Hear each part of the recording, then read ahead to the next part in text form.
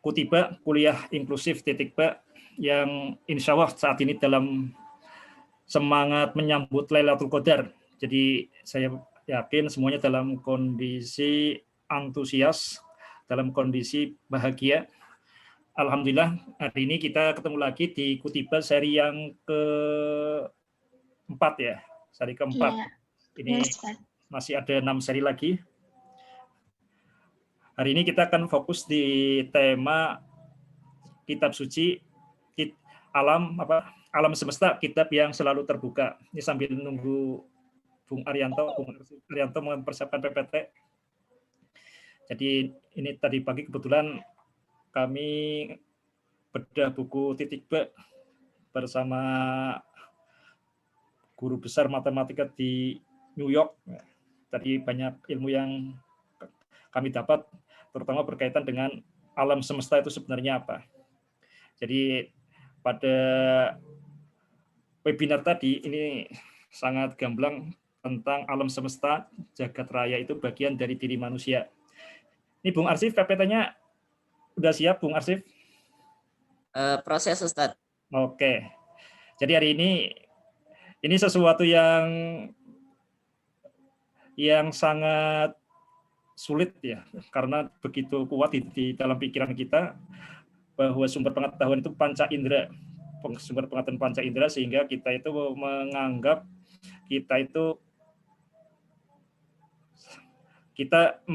kita itu bagian dari alam semesta. Watas annaka jirmun sohirun wa finkan tawal alamul akbar. Sebenarnya tema yang kami nanti sampaikan dari awal dan akhir, kita ngambil tema itu supaya oke. Kutiba alam semesta yaitu simbol 3. Ya, kita akan masuk ke simbol 3, kitab yang selalu terbuka. Kita kemarin simbol 1 adalah suara Tuhan, dan suara Tuhan atau kalamullah di sini pengertiannya sangat luas ya. Bukan hanya Al-Qur'an, tapi juga ada di dalam diri kita. Lanjut, Bung Arsif.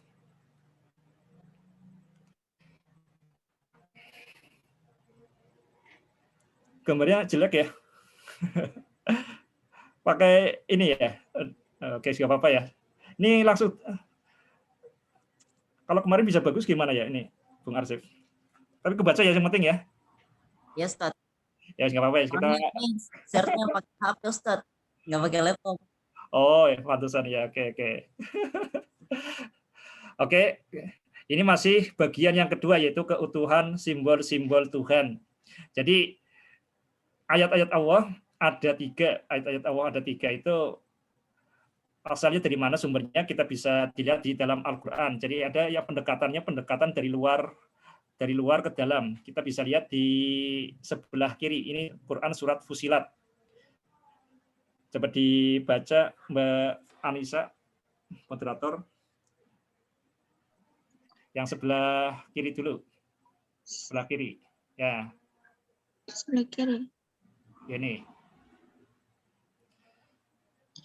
A'udzubillahi minasyaitonirrajim. Bismillahirrahmanirrahim. Sanurihum ayatina fil afaqi wa fi anfusihim hatta yatabayyana lahum annahu al-haqq. Awalam yakfi bi rabbika annahu ala kulli syai'in syahid.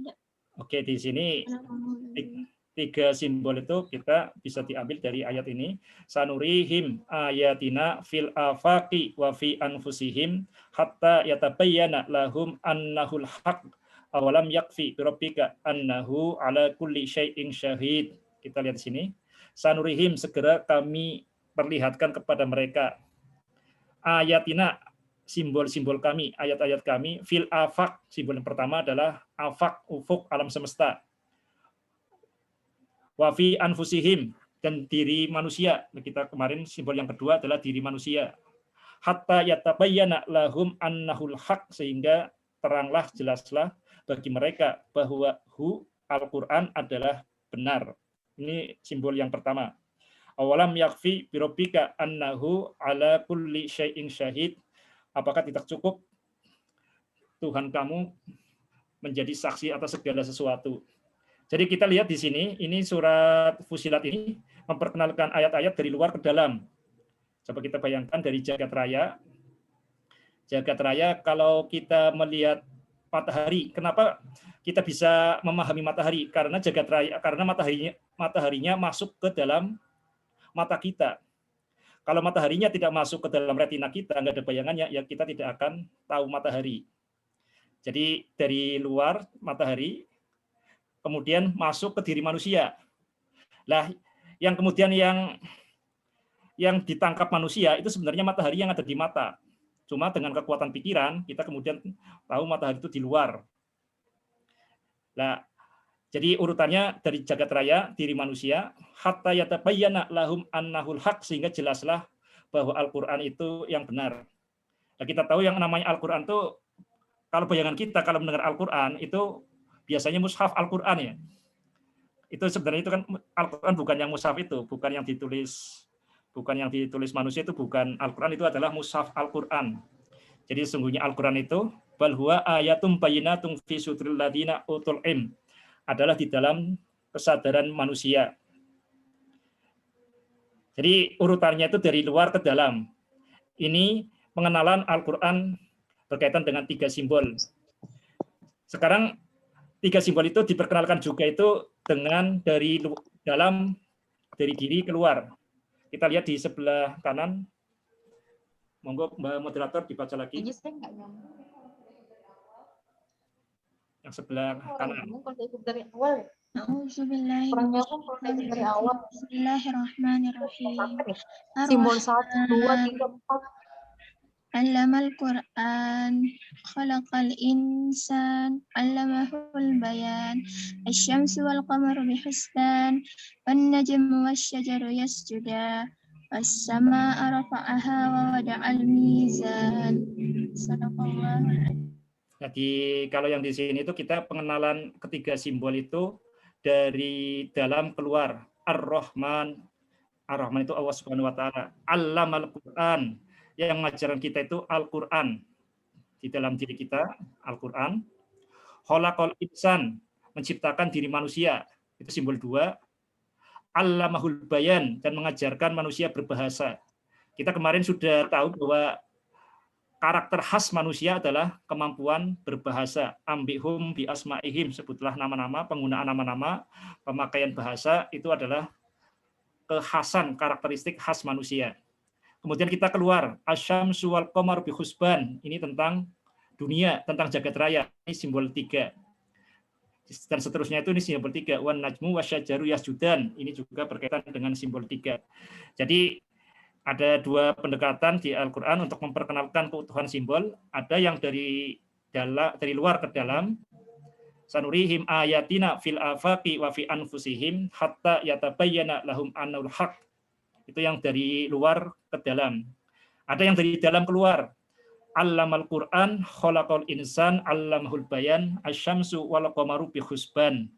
Ini berarti dari dalam keluar. Jadi Maha Suci Allah, Maha Besar Allah, itu di Al-Quran itu saling melengkapi, saling menjelaskan. Oke, lanjut Ustadz Bung Arsif.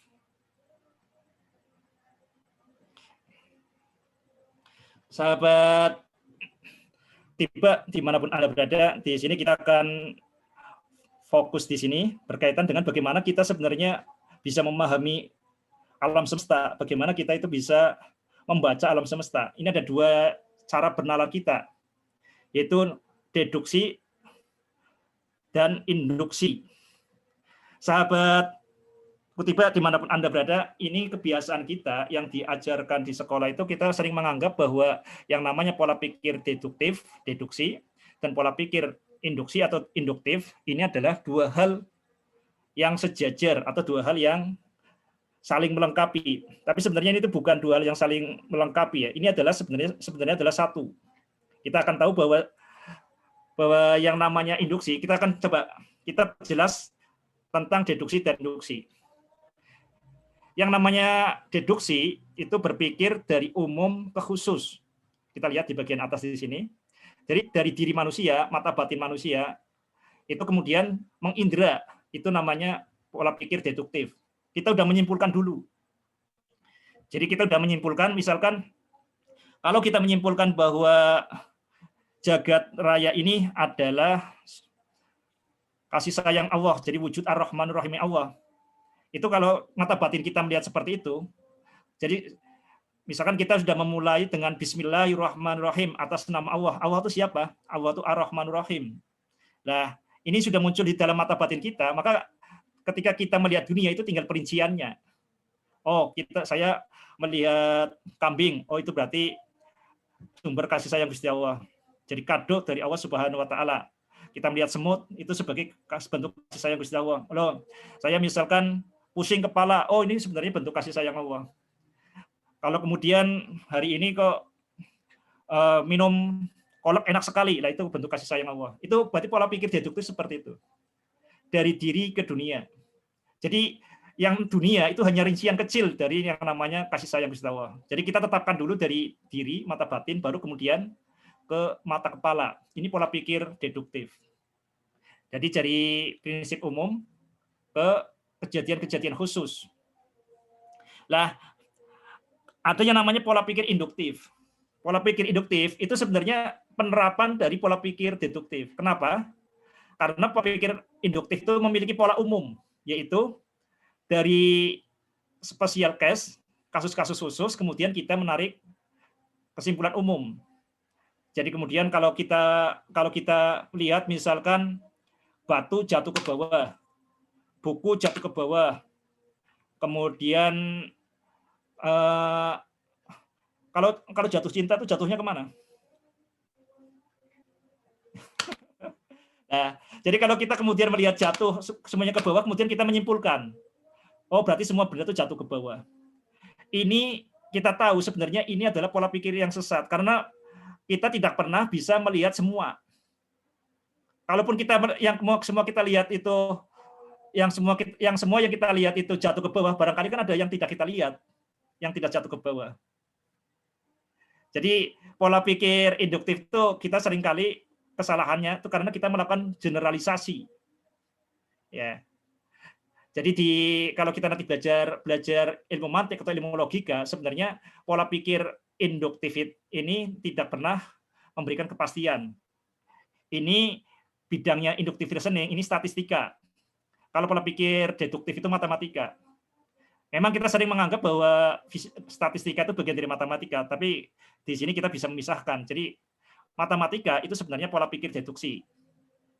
Nah, kemudian kalau induksi itu pola pikir statistika. Ini penjelasan saya terlalu rumit atau gimana ini? Ini Oke, ini mahasiswa ya, semuanya mahasiswa. Iya, Ustaz. Kalau Anissa apa, Anissa? Mahasiswi, Ustaz. Mahasiswa apa? Jurusan apa? Komunikasi penyiaran Islam. Oke. Ini pusing nggak lihat ini penjelasan saya? Saya mau bertanya Ustaz tadi tentang yang jatuh tidak selamanya ke bawah. Terus yang jatuh ke atas itu apa, Ustaz? Oke. Nah, itu pentingnya kita itu mempertanyakan apapun. Nanti kita akan bahas. Jatuh itu apa sendiri. Jadi yang menyebabkan, oke ya, nanti kita akan bahas jatuh ke bawah. Jadi coba kita lihat di sebelah kanan. Ini coba di bahasa Inggris, mudah-mudahan Mbak Anissa lancar ya bahasa Inggris dibaca. Nah, ini akan menunjukkan bahwa pola pikir induksi itu sebenarnya itu hanya bagian dari pola pikir deduksi. Dibaca bahasa Inggrisnya, Mbak Anissa. We don't learn from experience, we learn from reflection on experience. John Dewey, educator and philosopher. Oke, artinya apa? Coba artinya apa? Kita tidak belajar dari pengalaman. Kita belajar dari refleksi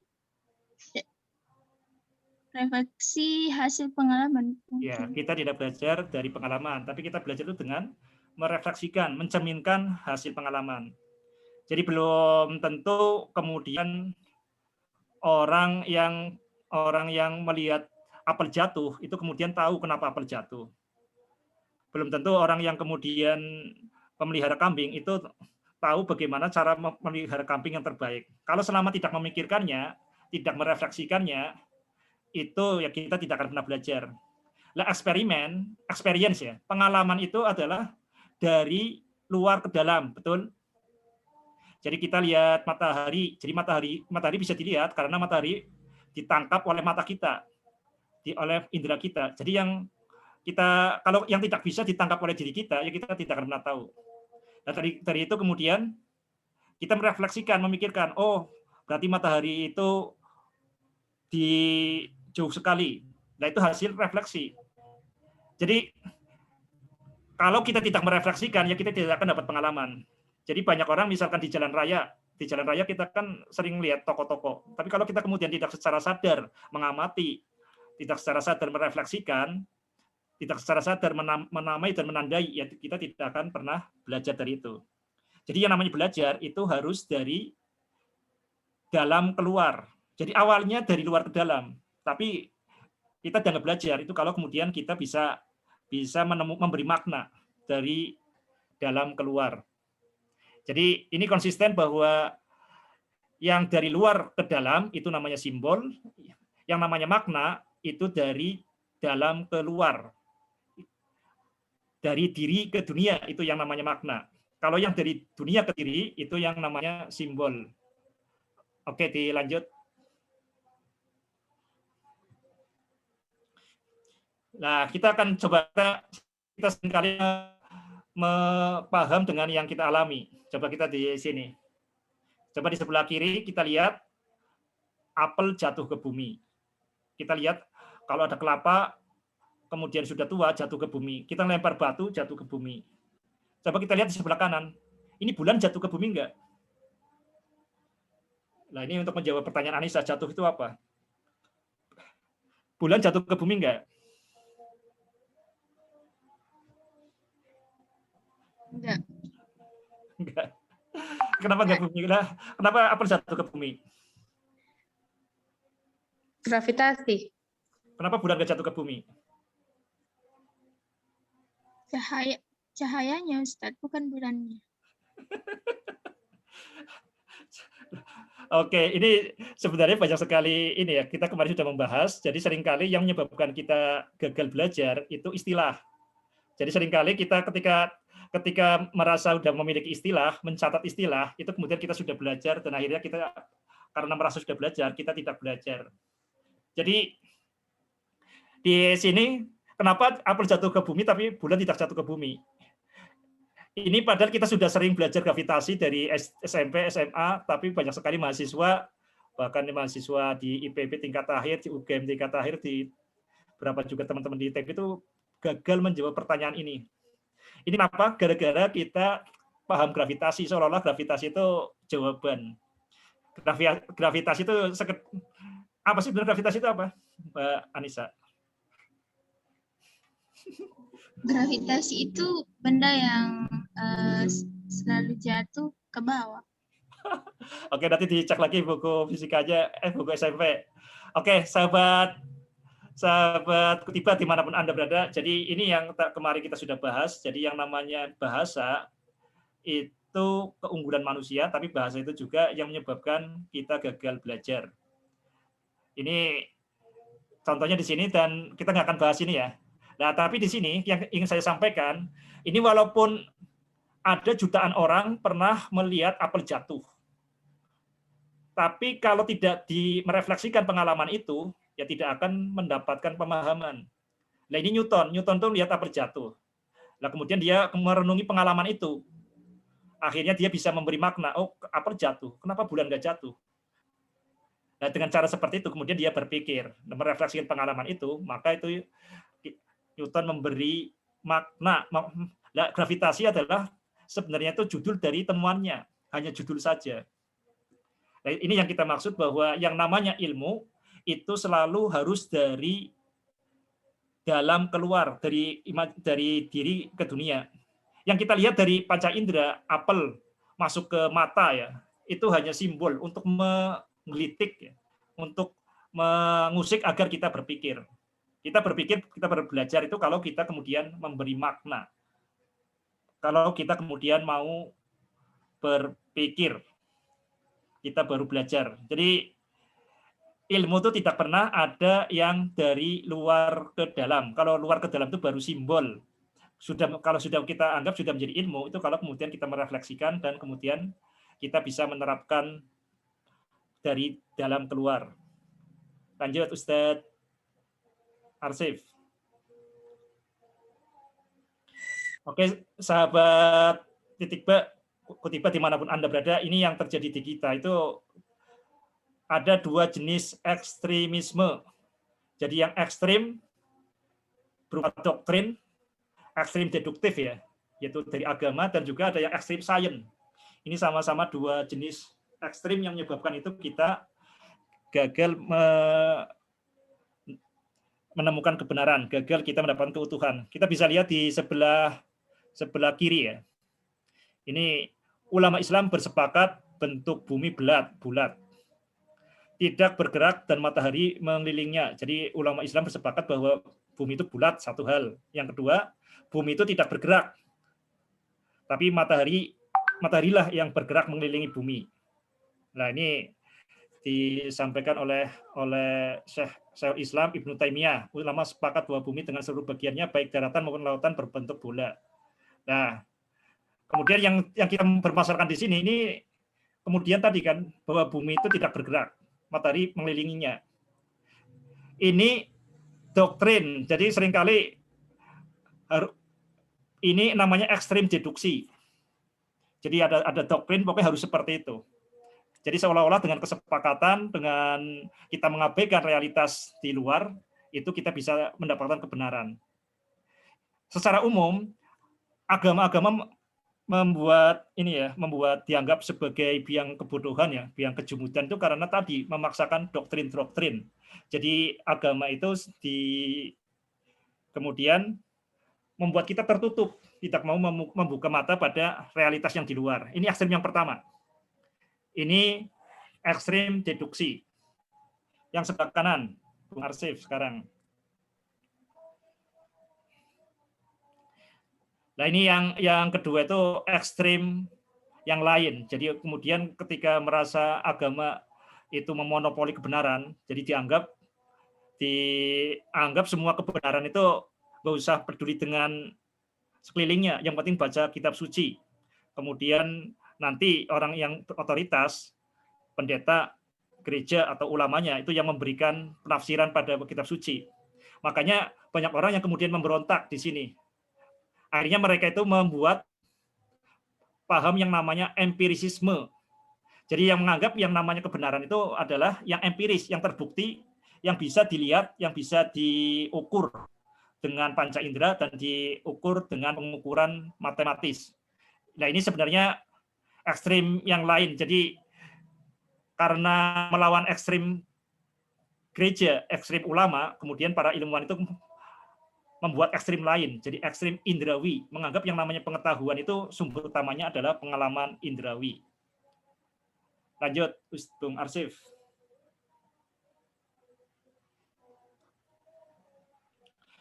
Nah, ini yang ilusi yang dibentuk oleh sains, oleh IPA, ilmu pengetahuan alam yang diajarkan di sekolah. Jadi ilusinya itu apa? Ini yang sering tidak disadari. Kita bisa dilihat di sini supaya kita paham ilusi itu, kita bandingkan dengan kelelawar. Kelelawar bisa kita lihat ya di perbesar ya. Kelelawar untuk makan ini apa nih? Ini apa Bung Arsif? Kupu ya? Bu Anissa, kupu ini ya. Nah, ya, kupu-kupu. Bagaimana kelelawar bisa menangkap kupu-kupu ini? Ini caranya, ini kelelawar itu mengeluarkan gelombang ultrasonik. Gelombang ultrasonik itu sebenarnya sangat kuat, tapi karena sangat kuat kita nggak dengar. Itu di luar batas pendengaran kita. Jadi jangan berharap kemudian yang semakin kuat, semakin nyaring itu malah semakin pekak. Enggak, kita tuh manusia ada batasnya. Yang terlalu rendah juga nggak bisa dengar, yang terlalu keras pun, yang terlalu kuat nggak dengar. Tidak mendengar. Nah ini mengeluarkan gelombang ultrasonik, gelombang di atas 20.000 Hz. Nah, ini keluar dari kelelawar, kemudian mengenai apa? Kupu-kupu. akhirnya gelombangnya mantul. Nah, dari pantulan ini akhirnya kelelawar itu bisa tahu, oh di sana ada kupu-kupu. Tanpa kelelawar ini mengeluarkan gelombang ultrasonik, yang nggak akan tahu kupu-kupu. Jadi kupu-kupu ini bisa diketahui bermula dari pengamat, bermula dari kelelawar ini. Nah, ini faktanya seperti itu. Tapi bagaimana dengan manusia? Ini yang diajarkan, yang kita dibohongi di sekolah, itu di sebelah kanan, Bung Arsif. Kita lihat di sebelah kanan. Digeser, Bung Arsif, ini ketutup. Kita lihat yang sebelah kanan. Oke. Kita lihat sebelah kanan. Bagaimana kita melihat? Jadi kalau kita melihat, kita di sini, ini langsung dari benda ini ada cahaya, cahayanya itu kemudian masuk ke mata kita. Jadi seolah-olah cahaya asal dari kita tahu lilin ini karena bermula dari lilin. Padahal kita bisa tahu lilin ini ya karena kita kemudian pertama memperhatikan lilin ini. Jadi kita sebenarnya menyorotkan kesadaran dulu. Jadi kita sorotkan kesadaran, sorotkan perhatian ke lilin, baru kemudian kita tahu lilin. Ini yang tidak kita pelajari. Jadi seolah-olah itu proses melihat dimulainya dari lilin. Padahal proses melihat tetap dimulainya dari diri manusia. Mirip dengan tadi, proses kelelawar menangkap kupu-kupu itu bukan dimulai dari kupu-kupu, tapi dimulai dari kelelawar. Kelelawar, kupu-kupu, kelelawar. Lah, demikian juga proses melihat itu bukan dari benda langsung ke manusia, ke pengamat, tapi dari manusia, kemudian memancarkan kesadaran, memberikan perhatian, baru kemudian bisa lihat. Jadi tetap dimulai itu dari pengamat. Ini yang tidak diajari di sekolah. Jadi kita bisa melihat, kenapa kita bisa melihat, oh karena ada cahaya yang memantul dari benda ke mata kita. Itu sebenarnya jawaban sekunder. Jawaban nomor 2. Jawaban yang pertama itu adalah karena kita melihat dulu. Karena mata kita melek, karena kita memperhatikan. Tanpa kita memperhatikan, ya kita nggak akan lihat walaupun di depan mata kita. Nah ini yang menyebabkan kita itu menganggap seolah-olah yang namanya pengetahuan itu objektif. Pengetahuan itu berasal dari objek. Kita akan tahu bahwa tidak ada yang namanya pengetahuan yang objektif. Tetap pengetahuan itu dimulai dari pengamat. Lanjut, Bung Arsif. Ini pembohongan yang kedua. Ya, pembohongan yang kedua yang dilakukan oleh sains. Ini saya bilang pembohongan penipuan bukan kemudian gerakan anti sains ya, nanti dikira anti sains. Ini Bung Arsif. Ya, tujuan saya itu supaya lebih jelas. Jadi pengrusakan yang kita bohongi itu di sains itu tadi nomor 1, kita menganggap bahwa pengetahuan itu objektif, berasal dari objek. Kebenaran itu objektif. Nah, yang kedua, ilusi sains, tipuan sains, kebohongan sains itu kita dianggap memahami realitas. Ilmu IPA itu berkaitan dengan realitas. Itu adalah keliru. Jadi yang namanya ilmu sains itu sebenarnya adalah mencatat ilusi realitas. Jadi mencatat tipuan. Kita lihat sobat di sebelah kiri. Ini namanya efek Doppler. Coba bisa diperbesar efek Doppler, di zoom in, Bung Arsif.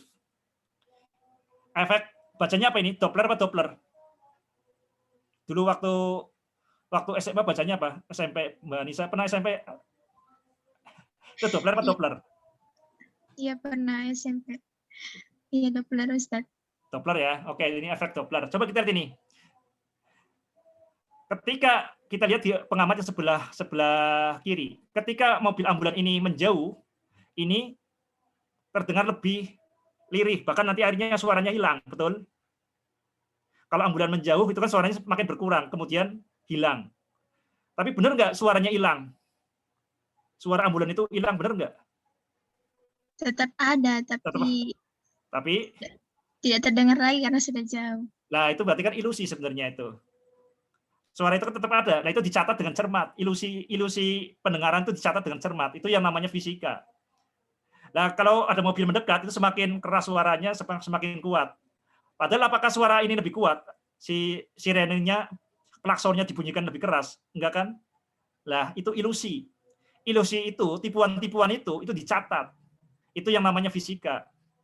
Jadi fisika itu bukan berkaitan dengan realitas, tapi berkaitan dengan tipuan-tipuan realitas. Ini yang tidak disadari, kebohongan. Ya, dibohongi. Jadi ini nggak tahu ini dosa atau enggak ya, ini guru yang ngajarin fisika itu menganggap tahu realitas itu kebohongan ya. Lah, ini kebohongan terus-menerus akhirnya kita anggap kenyataan. Kita karena tidak disadari sejak awal, kita menganggap fisika itu berkaitan dengan realitas. Apalagi fisika kemudian memiliki mukjizat, bisa ada HP, ada Zoom, ada listrik, ada mobil, ada motor, itu semuanya adalah mukjizat atau hasil dari fisika. Akhirnya kita bersepakat padahal yang kebohongan oleh fisika, tapi karena ternyata ada mukjizatnya, kita percaya fisika itu berkaitan dengan realitas.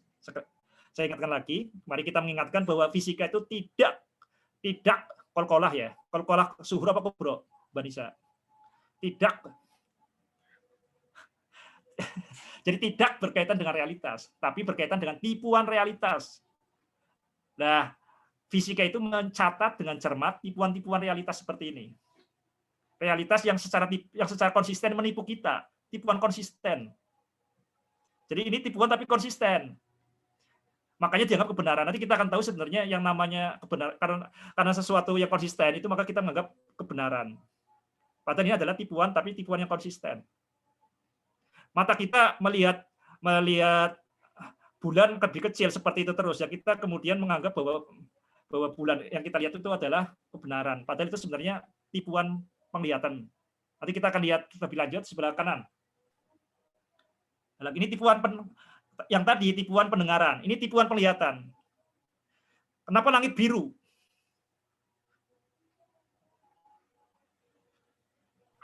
Apakah benar-benar langit biru? Nah, itu sebenarnya tipuan. Jadi semua yang kita lihat, yang kita dengar itu tipuan. Langit warnanya apa sih? Lah, langit itu yang di fisika itu dipelajari itu mencatat dengan cermat tipuan-tipuan. Nah, bagaimana kita mencatat tipuan-tipuan itu? Ya kita menggunakan matematika. Jadi langit itu sebenarnya warnanya apa? Nah, langit warnanya biru itu karena ada matahari. Ada matahari menurunkan cahaya. Kalau kita matahari yang langsung di atas seperti ini, kita akan lihat matahari itu berwarna putih ya, seperti putih kekuning-kuningan itu. Tapi kalau arahnya ke sini, ini namanya fenomena light scattering. Jadi cahaya kemudian diserap oleh atmosfer, kemudian dipancarkan lagi dan ke mata kita. Nah, gelombang yang paling dipancarkan paling kuat itu warna biru. Berarti itu dicatat dengan cermat tipuan-tipuan itu. Ingat ya, jadi apa yang kita lihat, apa yang kita dengar, apa yang kita rasakan, itu semuanya sudah tipuan. Kita merasa melihat matahari di sana, padahal yang bisa lihat itu matahari di mata kita kan, di retina kita. Jadi kita kenapa jadi sadar matahari itu kemudian lebih besar daripada piring yang kita pegang? Itu bukan itu karena kita tidak percaya dengan mata kita. Kita menyadari tipuan itu. Makanya kita tahu matahari itu lebih besar daripada piring. Padahal kalau dilihat dengan mata itu adalah lebih besar piring. Tapi ini hal yang sangat dasar. Apa yang kita alami, yang kita lihat, yang kita dengar itu semua adalah tipuan. Nah, bagaimana kita tahu itu sadar tipuan? Nah, kita dibekali yang namanya matematika. Matematika itu kita diajari agar kita melihat tapi tidak percaya yang kita lihat, kita mendengar tapi kita tidak percaya yang kita dengar, kita mengalami tapi kita tidak percaya yang kita alami. Jadi semua itu tipuan. Nah, yang bisa dipercaya yang mana? Kita lanjut. Lanjut Bung Arsif. Ini mudah-mudahan pada tapi selama ini sadar nggak ditipu mata sendiri? Mbak Nisa sadar nggak ditipu mata telinga sendiri? Baik-baik saja ya. Ini PowerPoint-nya hilang. Kesalahan teknis. Oke, kita tunggu sebentar lagi.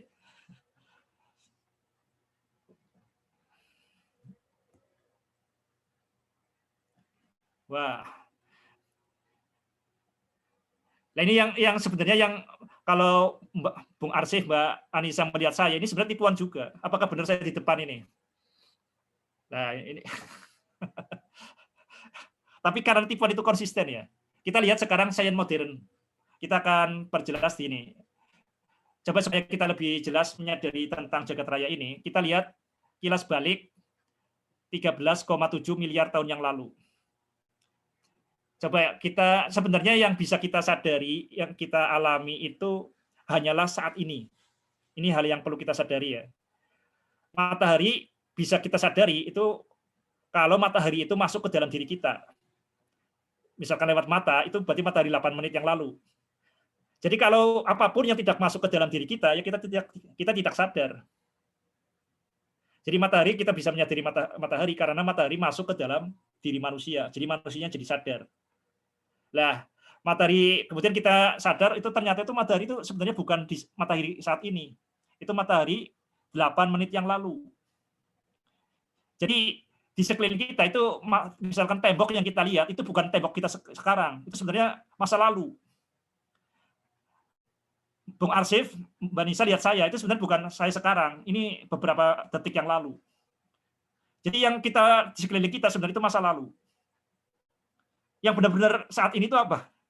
Ya jantung kita mungkin ya, titik nol kita. Jadi yang bisa kita sadari, coba masing-masing sahabat semua tarik nafas dulu. Nah itu aja tuh. Itu saat ini. Detak jantung itu saat ini. Suara saya ini sebenarnya masa lalu. Ada keterlambatan ketika saya ngomong dengan penerimaan. Ini bukan siaran langsung, ini masa lalu. Ketika kita melihat matahari itu matahari masa lalu.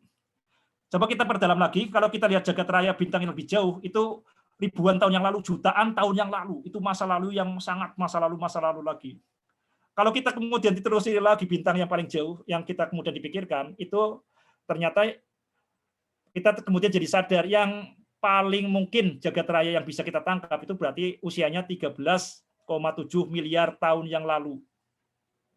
Jadi jagat raya itu baru muncul 13 tahun yang lalu. Coba sekarang kita lihat di sebelah kanan. Lah, tapi apakah jagat raya hanya satu? Coba ini pertanyaan untuk Mbak Nisa, moderator. Apakah jagat raya hanya satu? Ada banyak Ustaz. Lah ternyata sekarang itu para fisikawan tuh meyakini jagat raya itu nggak cuma satu.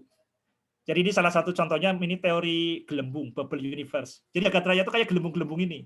Jagat raya kita yang kita diami itu hanya satu saja. Satu di antara gelembung-gelembung jagat raya ini.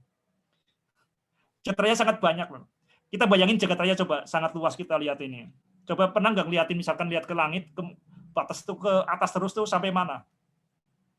Jadi kalau kita melihat langit terus ke sini itu bukan sampai ke mana, tapi kita ke masa lalu. Kita bayangin jagat raya itu sangat luas, tapi ternyata jagat raya itu menurut fisikawan itu bukan satu-satunya jagat raya. Jagat raya itu boleh jadi itu namanya multiverse, bukan hanya satu. Lah, tapi bagaimana kita bisa tahu itu? Nah, karena jagat raya itu ada di dalam kepala kita. Makanya kita tahu bisa memahami jagat raya karena jagat raya itu ada di dalam diri kita. Yang tidak masuk di dalam kesadaran kita, tidak mungkin kita sadari. Betul nggak? Yang tidak masuk ke dalam kesadaran kita, tidak mungkin kita sadari.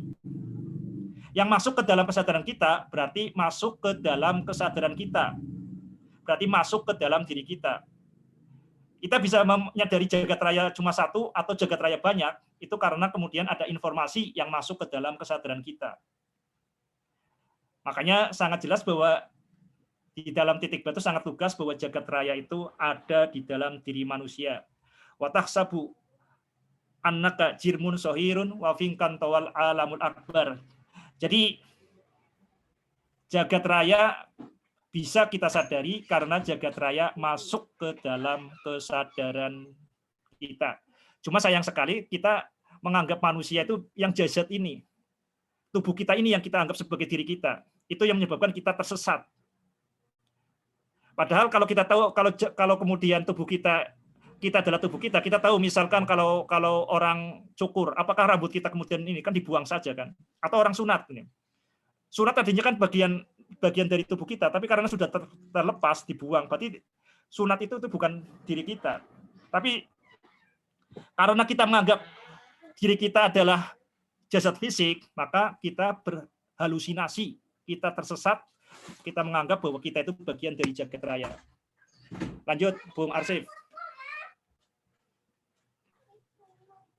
Oke. Sahabat Kutiba dimanapun Anda berada, tadi kita membahas bagaimana kemudian kita yakin bahwa jagat raya itu usianya 13 miliar tahun yang lalu. Itu sama seperti ini, bagaimana kita yakin bahwa matahari itu lebih besar daripada piring. Itu sekali lagi bukan, itu kita bisa menyadari itu karena kita tidak percaya dengan panca indera kita. Karena kita menggunakan mata batin kita, maka kita tahu bahwa bahwa matahari itu lebih besar dari piring, bahwa bumi berbentuk bulat. Itu karena kita menggunakan imajinasi kita, karena kita menggunakan mata batin kita, karena kita menggunakan matematika, karena kita bermeditasi, karena kita melakukan riyadhah.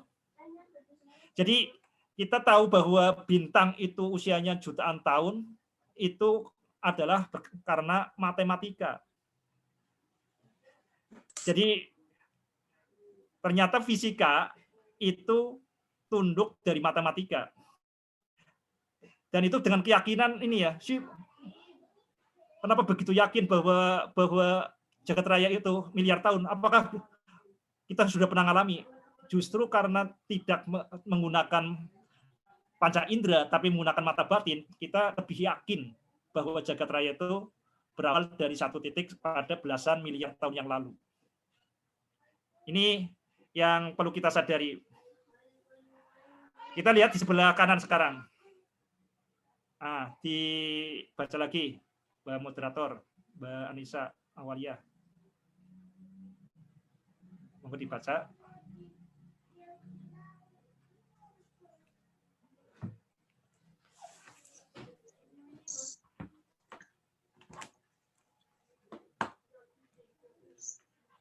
Science can solve the ultimate mystery of nature, and that is because in the last analysis, we ourselves are a part of the mystery that we are trying to solve.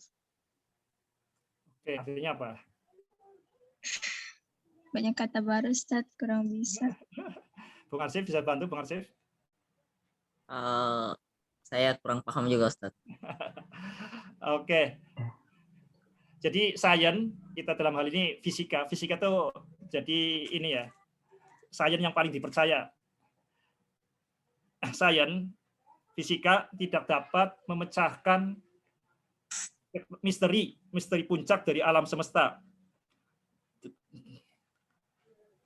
Mengapa? Karena pada analisis terakhir, analisis puncaknya, kita adalah bagian dari misteri itu yang harus kita pecahkan dulu. Jadi dulu ada orang yang kemudian fisikawan itu pengen meyakini adanya satu hukum fisika yang bisa menjelaskan segala-galanya.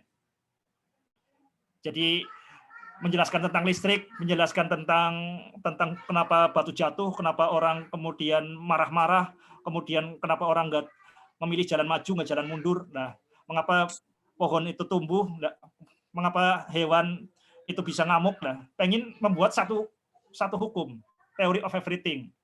Pengen memecahkan semua misteri alam semesta. Tapi itu omong kosong, kata Max Planck. Kenapa? Karena kita bagian dari misteri itu.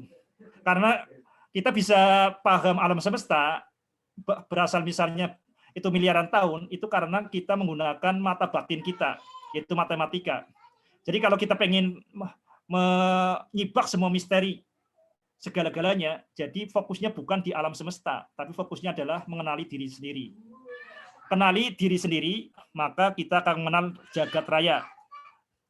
Jadi kemudian, kalau kita kemudian pengen mengenali diri sendiri, itu caranya bagaimana?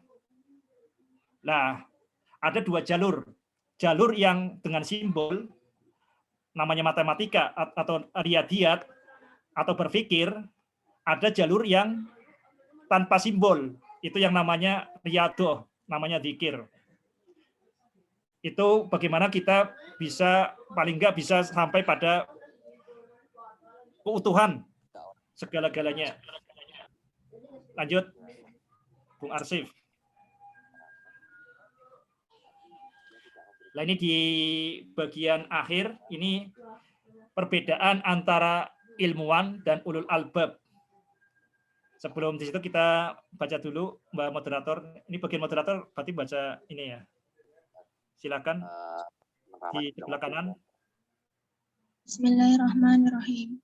Qala sa'awi ila jabali ya'simuni minal ma qala la asimal yawmi min amrillah illa man rahima wa hala bainahuma al-mawju fakana minal mughraqin. Ini di sini ada yang bisa bahasa Arab. Bu Arsy bisa? Diartikan di sini. Nah ya. Tapi pernah dengar cerita Kan'an ini ya, Kan'an dan Nabi Nuh ya. Jadi ini cerita ketika banjir besar. Ketika banjir besar, bukan banjir besar ya, ini banjir yang maha besar, yang luar biasa. Entah banjirnya karena apa, mungkin karena kejatuhan meteorit atau apa, nggak diceritakan. Tapi banjir besar. Banjir besar dan Nabi Nuh sudah mempersiapkan kapal. Nabi Nuh mempersiapkan kapal dan beberapa orang mengikuti untuk naik kapal. Tapi anaknya yang namanya Kan'an, ternyata dia itu bukan termasuk ahli kanan, tapi ahli kiri. Jadi Kan'an ini nggak mau bergabung dengan bapaknya. Apa katanya? Qala sa'awi ila jabali ya'simuni minal ma. Saya tidak mau naik kapal, saya akan ke puncak gunung. Dan nanti di gunung itu air tidak mungkin bisa menjangkau saya. Nah, kata bapaknya, pada saat ini tidak ada yang bisa selamat kecuali yang diselamatkan oleh Allah Subhanahu wa taala. Nah, ini dialog antara dua karakter, dua sosok, yaitu sosok ilmuwan dan sosok ulul albab. Apa itu? Kita lihat di gambar sebelah kiri. Nah, di sini kalau kita lihat yang namanya Nabi Nuh, ulul albab, itu memiliki kesadaran yang utuh. Jadi yang dilihat oleh Nabi Nuh, setiap fenomena alam itu bukan kebetulan atau bukan oleh alam sendiri, tapi semua adalah ada yang mengatur, yaitu Allah Subhanahu wa taala. Jadi kesadarannya itu kesadaran sampai di titik ba. Jadi Nabi itu melihat segalanya itu adalah Rabbul Alamin. Jadi fenomena alam banjir itu bukan sekedar fenomena alam, karena alam itu sebenarnya nggak memiliki kekuasaan, tapi ada Allah Subhanahu wa taala. Ini kesadaran penuh. Tapi kesadaran Kan'an itu yang di atas ini ya, yang warna merah ini adalah kesadarannya sempit. Jadi menganggap bahwa fenomena alam itu fenomena alam. Jadi gagal menganggap bahwa alam semesta itu adalah tanda. Menganggap bahwa alam semesta itu adalah realitas sesungguhnya. Jadi tidak ada yang namanya Tuhan, tidak ada yang namanya Allah Subhanahu wa taala. Yang kalau alam kenapa banjir ya karena air banyak. Kalau kemudian gunung tinggi ya tidak akan menjangkau. Itu sangat, ya itu sesuatu yang konsisten ya. Sesuatu yang konsisten, gunung itu tidak pernah bisa dijangkau oleh air. Nah ini pandangan seorang ilmuwan tapi yang bukan ulul albab itu menganggap bahwa fenomena alam itu adalah fenomena alam. Tapi bagi Nabi Nuh itu menganggap fenomena alam itu bukan sekedar fenomena alam, tapi semua itu adalah gerak yang diatur oleh Allah Rabbul Alamin.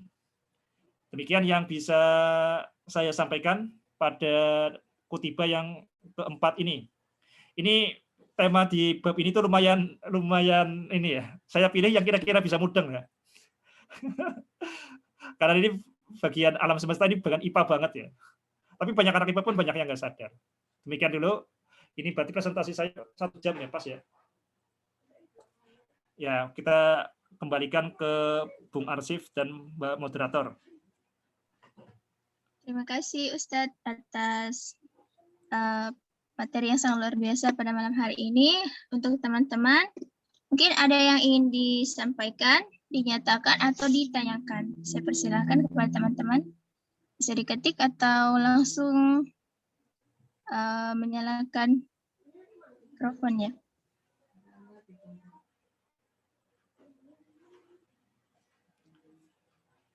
Boleh minum dulu, silakan.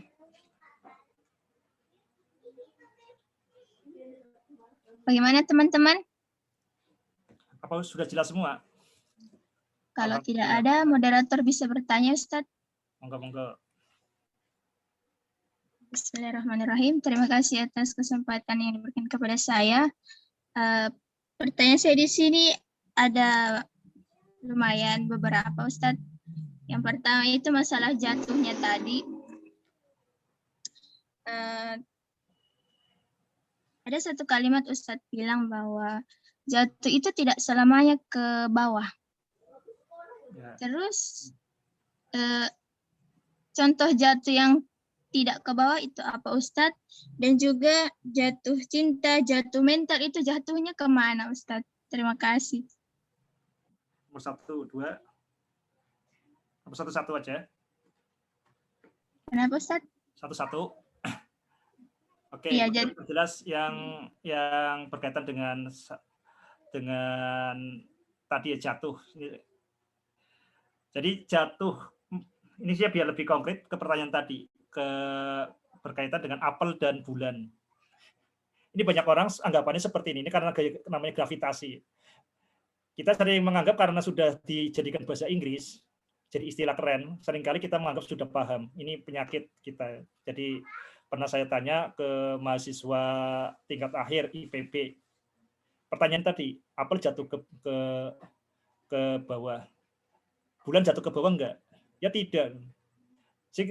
Kenapa tidak ke bawah? Ya karena gravitasinya 0. Saya tanya balik, kenapa bulan itu kemudian ngikuti bumi terus? Kenapa nggak lepas kalau tidak ada gravitasi, kalau tidak ada tarikan? Akhirnya dia bingung seperti itu. Nah ini yang sering kali kita terhalang pengetahuan kita itu karena kita mendapat istilah. Jadi bulan itu sebenarnya jatuh juga, jatuh ke bumi.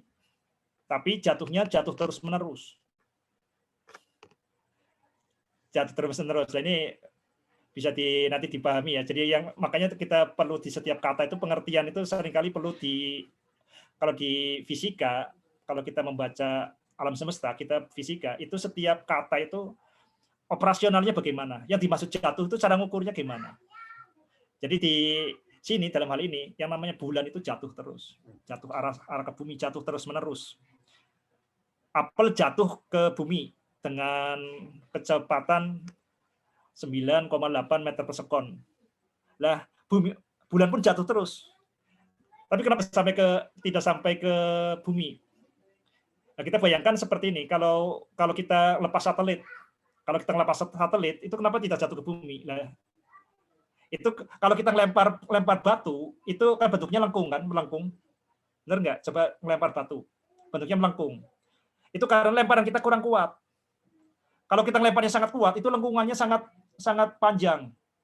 Nanti akan melengkung. Nah, itu tidak akan jatuh ke bumi.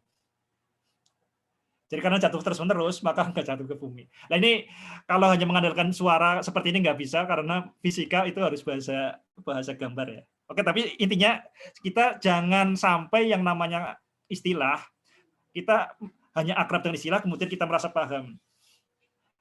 Kita perlu mempertanyakan segala hal. Oke, ini ada pertanyaan lain rajanya ya, Pak Jauhar. Iya, terima kasih Ustadz. Ini ada pertanyaan dari Kak Muhammad Jafar Al-Fatih. Ustadz, saya jadi teringat dengan Imam Al-Ghazali dalam kitab Al-Munqiz terkait kegundahan dan keraguan beliau terhadap realitas empiris. Apakah ini berkaitan dengan materi ini? Oke. Maturun, Ustadz Jauhar Al-Fatih di Jakarta. Jadi ya, ini saya menyesal sekali sebenarnya juga mengenal Mungkit Minadolal itu terlambat. Jadi seandainya saya mengenal Mungkit Minadolal lebih cepat, itu saya nggak perlu dulu drop out ya, mempertanyakan realitas. Karena Imam Al-Ghazali sudah mempertanyakan tadi realitas. Imam Ghazali itu yang mempertanyakan tentang penglihatannya yang menipu, pendengarannya yang menipu. Ya, ini saya terlambat mengenal ini, Bung Ustadz Johar Al-Fatih ya. Tapi ya sangat sesuai. Itu saya sangat suka sekali dengan Mungkit Minad Dolal. Itu termasuk yang menjadi rujukan dari titik ba. Itu yang pertama. Yang kedua yang sangat disayangkan di kita itu kitab yang Mungkit Minad Dolal itu nggak diajarkan. Ini padahal itu benar-benar mempertanyakan sampai ini ya, sampai tuntas lah tentang realitas, tentang segala-galanya. Ini akibatnya kita agama Islam itu seolah malah banyak yang berpikirnya itu yang absurd ya, banyak yang agama kemudian jadi absurd, padahal ya berharap banget kalau Mungkit Minad Dolal itu diperkenalkan sejak awal lah. Sejak awal, jadi kita tidak harus selalu mengulangi kegalauan dari hal yang sama, kita belajar dari kegalauan orang lain. Ya, demikian Bung Ustadz Johar Al-Fatih. Mudah-mudahan ini mudah-mudahan. Bagaimana Kak Jafar? Ya, terima kasih jawabannya Ustaz. Mantap.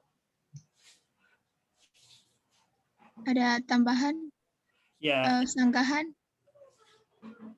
Ini yang harapan kami sebenarnya salah satu kemudian motivasi dulu menulis titik ba itu sebenarnya ya ini kegalauan sekarang, apalagi yang kemudian anak-anak yang belajar sains, belajar apa, itu kemudian mulai meragukan agamanya. Jadi saya sempat tanya dengan itu banyak misalkan di ITB itu banyak yang kemudian itu Islam tapi sebenarnya nggak mau sholat karena meragukan ajaran agama itu absurd. Ya. Jadi seolah agama itu kalau yang ini hal-hal yang nggak bisa inilah dinalar itu susah. Padahal kita tahu bahwa yang agama itu, saya yakin agama itu untuk menjernihkan jiwa, termasuk juga tentunya menjernihkan nalar. Jadi kita berharap ini kita benar-benar jangan takut kalau ternyata kita mempertanyakan segalanya, tadi takutnya nanti Al-Quran salah. Dan itu yang pikiran-pikiran seperti itu yang menyebabkan kita tuh takut menggunakan otak kita sendiri, menggunakan hati kita secara maksimal. Jadi kita tahu sebenarnya kalau kita punya tauhid, itu kita tidak pernah takut apapun. Yang penting sesuai dengan tauhid ya betul, tidak sesuai dengan tauhid ya sesat. 1 ditambah, sekali lagi contoh yang bolak-balik saya pakai, 1 ditambah 1 sama dengan 2, kalau sesuai dengan tauhid ya kita terima. Kalau 1 tambah 1 sama dengan 2 tidak sesuai dengan tauhid, ya kita tolak. Nanti kita akan dijelaskan lebih lanjut di nanti ya, di sesi berikutnya. Tapi intinya tuh umat Islam tuh benar-benar ini ya, punya tauhid itu nggak akan pernah takut dengan informasi apapun. Kita tidak pernah takut belajar dari apapun. Jadi mudah-mudahan kita nggak takut juga belajar dari buku-bukunya ateis, buku apapun, karena kelebihannya buku yang ditulis oleh kaum ateis itu benar-benar membunuh Tuhan. Jadi bagusnya di ateis itu membunuh Tuhan. Jadi buku-buku karya orang ateis itu seperti kapaknya Nabi Ibrahim, Tuhan dibunuh ya. Karena kecenderungan manusia itu suka menciptakan Tuhan, menganggap yang kita alami itu sebagai benar-benar ada. Akhirnya kita kemudian terbuai popularitas, terbuai benda, terbuai apapun itu karena kita itu menuhankan selain Allah. Itu saja yang kita ingin sampaikan berkaitan dengan kita jangan takut untuk berpikir setuntas-tuntasnya. Jadi kita berharap itu bisa ngomong ke orang kafir, mengapa engkau tidak berpikir kayak gitu. Tapi kita lihat sekarang, kita seringkali yang kita anggap orang berpikir itu orang kafir.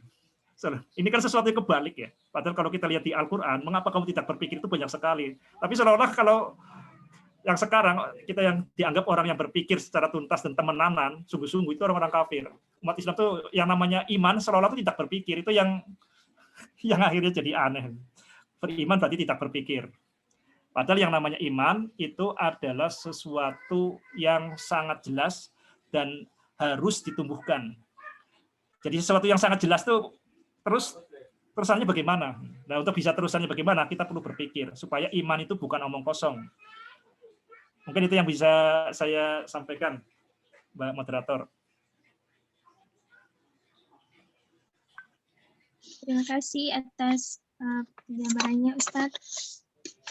Terima kasih banyak atas kesempatannya pada malam hari ini. Terima kasih untuk yang bertanya dan terima kasih yang sudah hadir. Mungkin ada closing statement, Ustadz? Oke, sahabat Kutiba dimanapun Anda berada, kita tahu sebenarnya sains yang kita pelajari dari SD itu mengajarkan kesesatan ya, kesesatan di fondasinya. Jadi mudah-mudahan kita mulai dari awal. Tadi kalau kita belajar sains itu kita jujur saja, yang diajarkan sains itu bukan tentang realitas, tapi mencatat tipuan-tipuan realitas. Itu sangat penting ya. Dengan cara seperti itu, kita mempelajari sains itu kemudian tidak membuat kita malah tertipu dengan indera kita. Jadi kita harus jujur sejak awal bahwa sains itu berkaitan dengan alam semesta, itu bukan tentang realitas, tapi mencatat ilusi-ilusi realitas. Itu yang pertama. Yang kedua, itu mungkin kita akan ragu, nah itu bukan membuat siswa pusing, ya pusing di awal, tapi kita akan sangat cerdas ya, kita betapa nanti dahsyatnya anak-anak kalau sejak kecil, sejak SD disadari, ditanyakan, itu misalkan matahari dengan piring itu besar mana? Dengan menyadari bahwa mata itu sebenarnya menipu sejak awal, pendengaran menipu sejak awal, itu insya Allah itu lebih kokoh. Jadi sains itu benar-benar berpusat pada dirinya. Ini yang perlu kita, ini insya Allah pola pikirnya kita akan berubah secara dramatis ya. Kalau kita jujur sejak awal bahwa indera kita ini adalah sumber tipuan. Bahwa supaya kita tidak tertipu, kita harus mencatat dengan cermat tipuan-tipuan itu. Dan ini berharap jangan sekedar ini ya filosofis cuma di sini ya. Coba nanti kalau Bung Arsif punya anak, kemudian Mbak Nisa punya anak atau teman-teman punya anak atau yang punya sekolah, disadari sejak awal bahwa yang kita lihat, yang kita dengar itu adalah tipuan. Terus bagaimana catat dengan cermat tipuan-tipuan itu. Itu cara kita membaca kitab yang selalu terbuka. Mudah-mudahan ini bukan berarti di sini, ini kita tahu ini kesesatan itu sudah luar biasa ya, pembodohan dan pembohongan yang entah disadari atau tidak ya. Mudah-mudahan kalau kita sadar seperti itu, mari kita mulai dari lingkungan terdekat. Demikian yang bisa saya sampaikan, sahabat Kutiba semuanya. Terima kasih banyak, Ustadz. Sebelum kita akhiri acara pada malam hari ini, mungkin bisa dokumentasi sebentar, Ustadz. Foto bareng. Teman-teman bisa open kamera.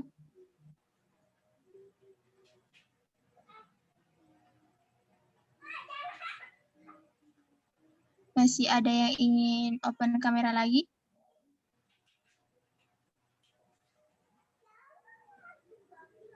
Oh, mungkin sudah tidak ada ya. Oke.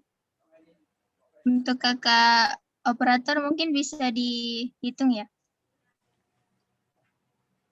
Silahkan, Kak.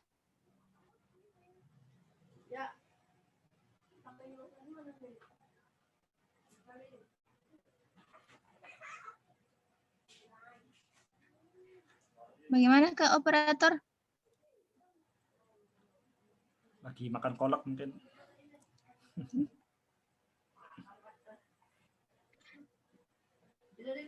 Ya, biar saya yang screenshot saja. 1, 2, 3. Bentar untuk slide berikutnya. 1, 2, 3. Slide lagi. 1, 2, 3. Oke, cukup. Demikianlah acara kita pada malam hari ini. Kami ucapkan banyak terima kasih kepada pemateri dan kepada teman-teman yang menyempatkan waktunya untuk hadir pada malam hari ini. Dari saya, Anissa Walia, selaku moderator, mengucapkan mohon maaf apabila ada salah kata yang mungkin menyinggung perasaan atau perbuatan saya yang kurang berkenan di hati teman-teman sekalian. Saya akhiri dengan Wabillahi taufiq wal hidayah. Assalamualaikum warahmatullahi wabarakatuh.